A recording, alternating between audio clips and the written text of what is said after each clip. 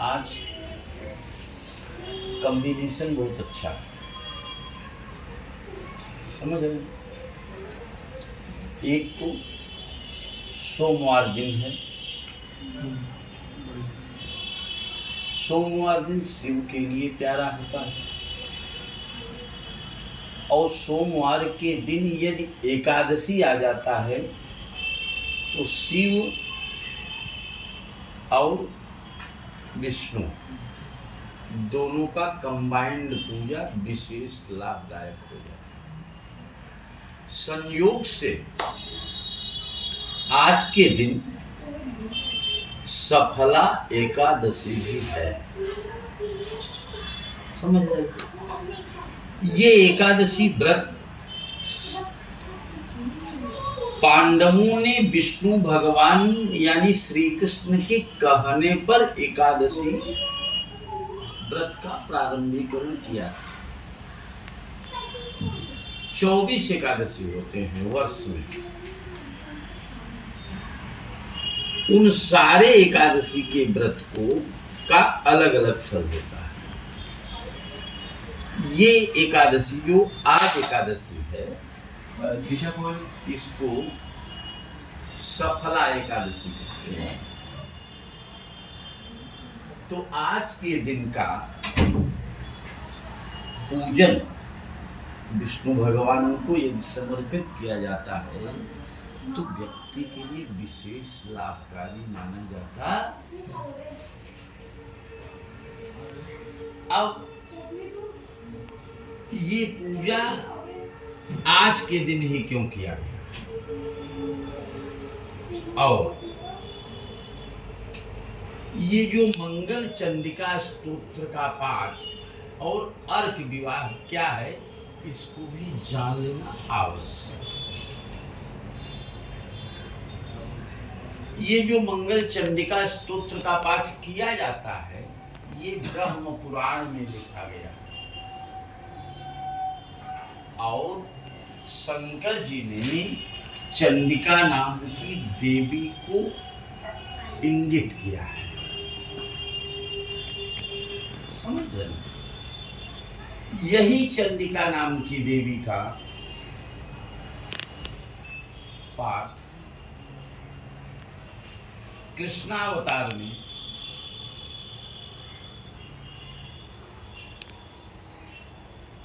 गोपिकाएं भी की थी।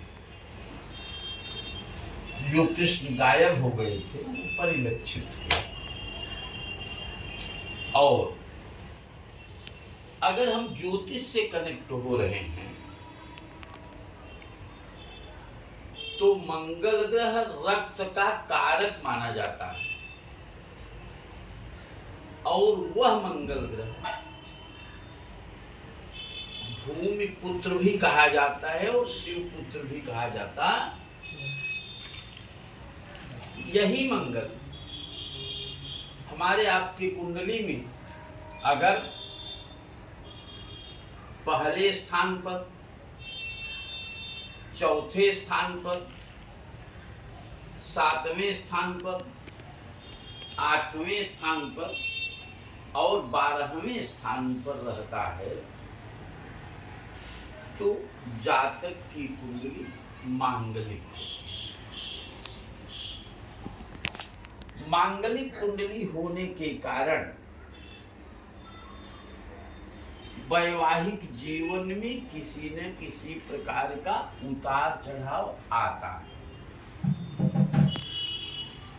या तो जीवन संगिनी का अनुकूल न मिलना, या तो समय पर जीवन संगिनी का न मिलना, विवाह में विलंब, वैवाहिक जीवन में असुविधा, इन तमाम परिस्थितियों को शुभ फल में परिवर्तित करने की सामर्थ्य ब्रह्म वैवर्त पुराण में मंगल चंडिका स्तोत्र के पाठ को बताया है। जैसे लड़कियों की कुंडली में अगर मंगल ग्रह 1, 4, 7, 8, 12 स्थान पर है तो लड़कियों की कुंडली मांगलिक होती है। मांगलिक कुंडली होने के कारण एक विकल्प मिलता है व्यक्ति को। लड़कियों की कुंडली में अगर मांगलिक दोष है तो उनका विवाह विष्णु भगवान के साथ में किया जाता है, जिसको कुंभ विवाह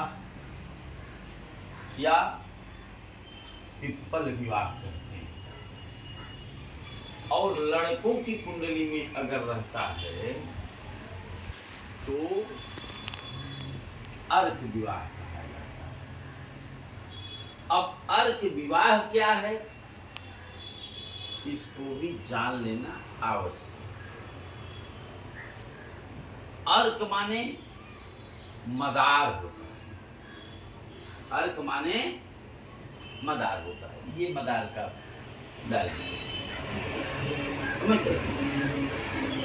ये सूर्य देव की वनस्पति है, सूर्य देव की वनस्पति। सुबह हनुमान चालीसा का पाठ आप लोगों ने किया, आचार्य जी ने ये बताया आप लोगों को कि सूर्य देव में हनुमान जी के गुरु थे और अष्ट सिद्धि के बारे में बताया उन्होंने। 7 प्रकार की सिद्धियां तो दे चुके थे हनुमान जी के भक्ति से खुश होकर के सूर्यदेव, लेकिन 8वीं प्रकार की सिद्धि के लिए बाध्यता थी कि जिसका विवाह हुआ रहता है उसी को यह ज्ञान दिया जा सकता है। तो हनुमान जी का तो विवाह हुआ नहीं था, लेकिन सूर्य नारायण हनुमान जी की भक्ति से इतना खुश थे कि उनकी इच्छा ये बन रही थी कि हम ये शिक्षा हनुमान जी को जरूर दें। अब हनुमान जी विवाह नहीं किए, सूर्य नारायण की एक पुत्री थी,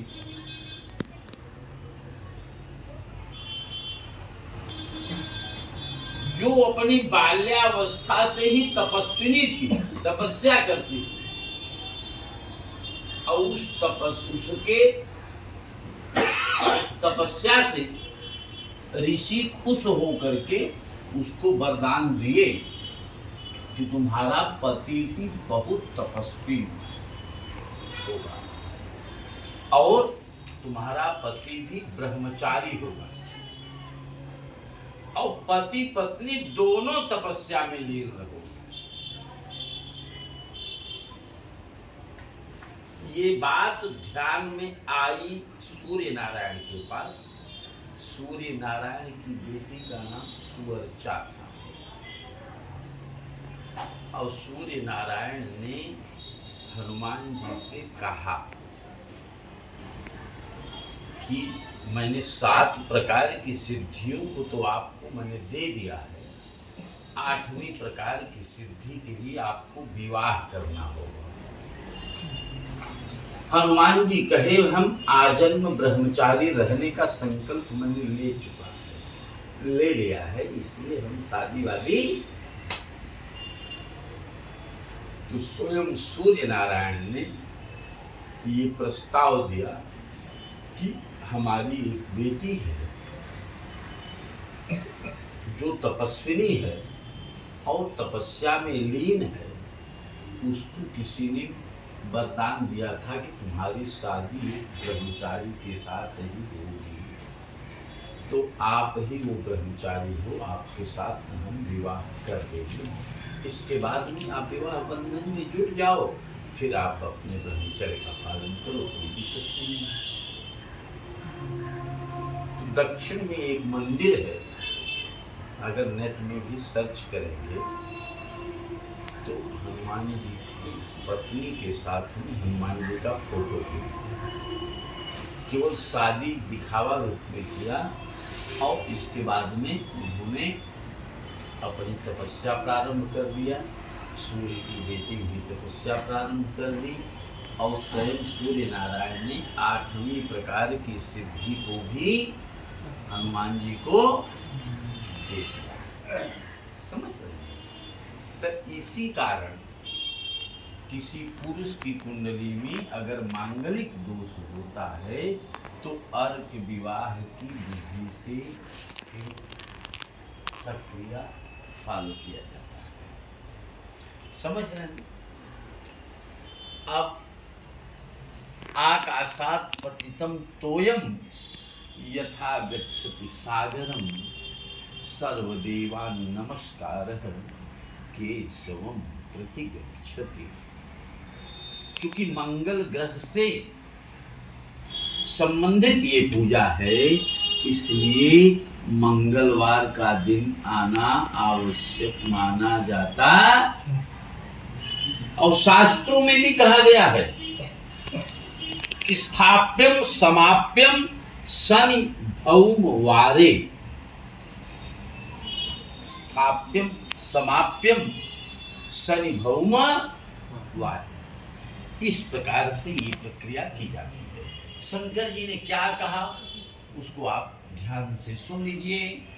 शंकर उवाच रक्ष रक्ष जगन्मातर देवी मंगल चंडिके हारिके विवदाम्रासे हर्ष मंगल कारिके हर्ष मंगल दक्षे च सुमंगल चंडिके शुभे मंगल दक्षे च मंगल चंडिके मंगले मंगलारे च सर्वमंगल मंगले सतां मंगल दे देवी सर्वेषां मंगलालये पूज्या मंगलवारे च मंगलाभीष्ट दैवते पूज्ये मंगल भूपस्य मनोवंशस्य संततं मंगलाधिष्ठात्री देवी मंगलानां च मंगले संसार मंगलाधारे मोक्ष मंगलदायिनी सारे च मंगलाधारे पारे च सर्वकर्मणां प्रतिमंगलवारे च पूज्ये च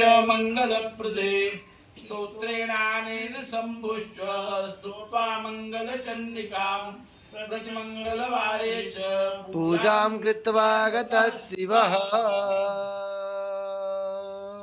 बोलिया आशुतोष भगवान की जय।